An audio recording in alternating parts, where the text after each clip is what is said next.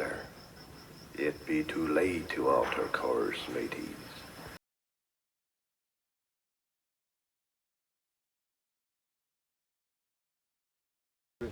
Yeah, it's humble. Oh, we got the rear steer here turning right now. All right, we got Sergio out here from Rock Pirates RC and one of the team drivers for Element. He's got a brand new build out here today, and we're just going to take a quick look at it because there's definitely other trucks out there that are rear steer, but this is probably one of the first Element Interceptor rear steer trucks that we've seen so far. So we're going to let Sergio talk a little bit about it. So I wanted to go with the stock rails. I didn't want to do any chroming or anything because the anodizing that you guys did with the gray was phenomenal. And the blue, I love the accents of the blue with the gray. And I had a Power Wagon body that I had sitting around and kind of wanted to do the gunmetal to get it going. But down to the functions of it, I've never done a rear steer. Always wanted a rear steer, see everybody with them. But I really don't see too many Element rear steers. So, you know, everybody goes with the capper axles and stuff, and I was bound and determined to get an Element rear steer.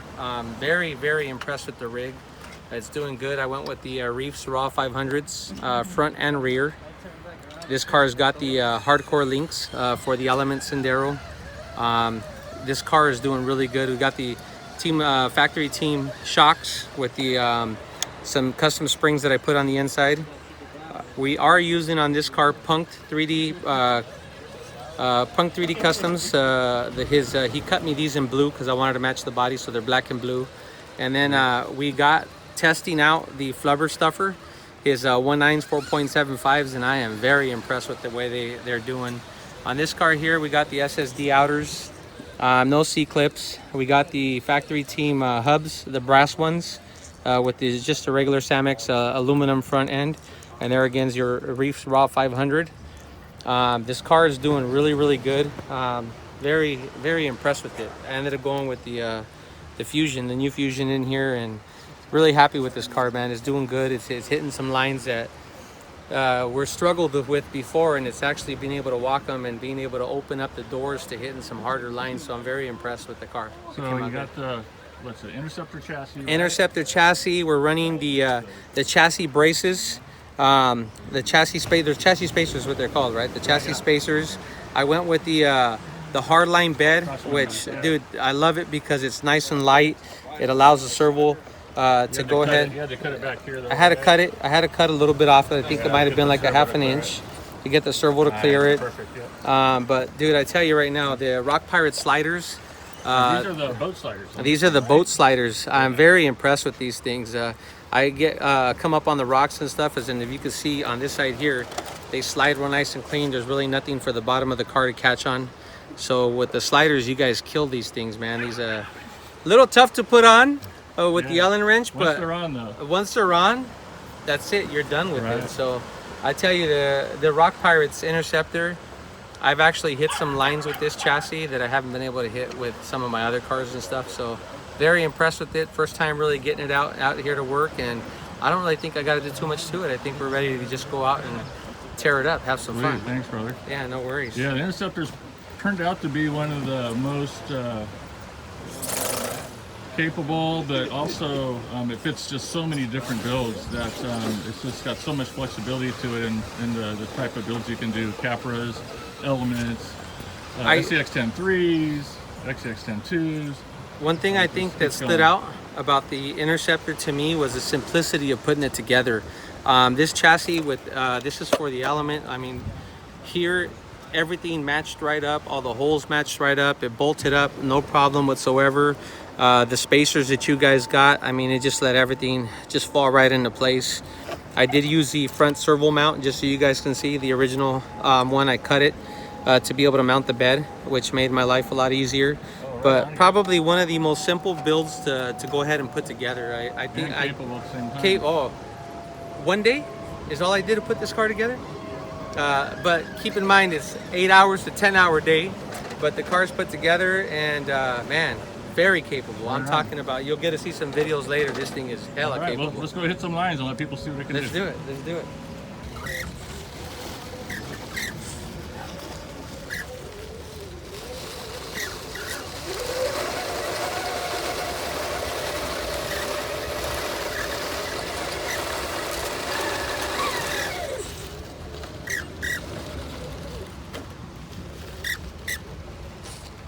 Sounds like you got a Tweety bird in the bit, like that. Yeah, it's just one humble.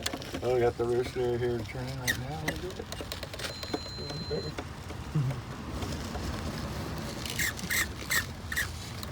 So does this truck have a name? Not yet. Oh, Tweety bird it is then. There it is, Tweety bird.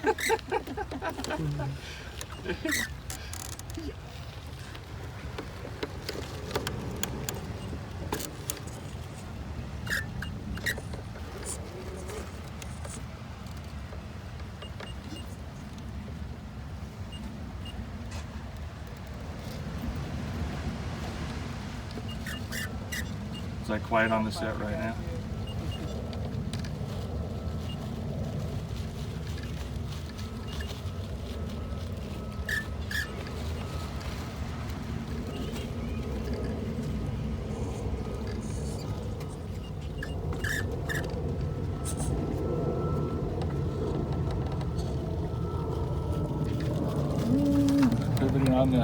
Pivoting on that slider right there.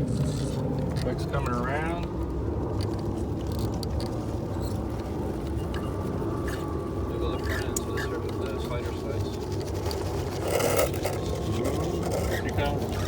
That's a pretty mean side hill. Back end just came out, that helped it.